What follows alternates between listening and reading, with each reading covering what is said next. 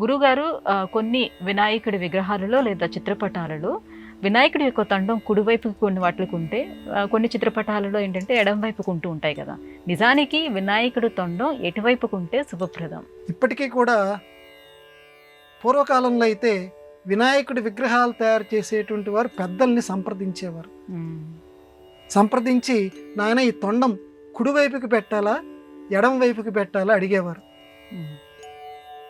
తెలియనటువంటి వాళ్ళు మనం గతానుగతికో లోకలాగా అందరూ ఎలా చేస్తున్నారో మనం కూడా అలాగే చేస్తున్నాము. కానీ మనకి పెద్దలు చెప్పారమ్మా, పురాణంలో చెప్పారు, ఈ వైపుకి తొండం తిరిగి ఉంటే ఇది లభిస్తుంది, ఈ వైపుకి తొండం తిరిగి ఉన్న వినాయకుడిని పూజ చేస్తే ఇది లభిస్తుందని.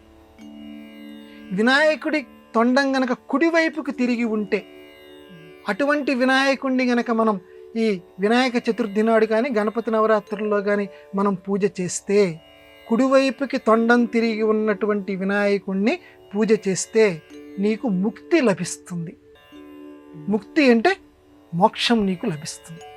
అంటే ముక్తి కోరుకునేటువంటి వాళ్ళు, ఇక నాకు వద్దురా బాబు, ఆ తల్లి గర్భంలో మళ్ళీ 9 మాసాలు పడి ఈ జన్మలెత్తే పని నాకు వద్దురా బాబు, నాకు జన్మరాహిత్యం కావాలి, స్వామివారిలో నేను కలిసిపోవాలి అనుకునేటువంటి వాళ్ళు కుడివైపుకి తొండం తిరిగినటువంటి వినాయకుడిని పూజ చేయాలి.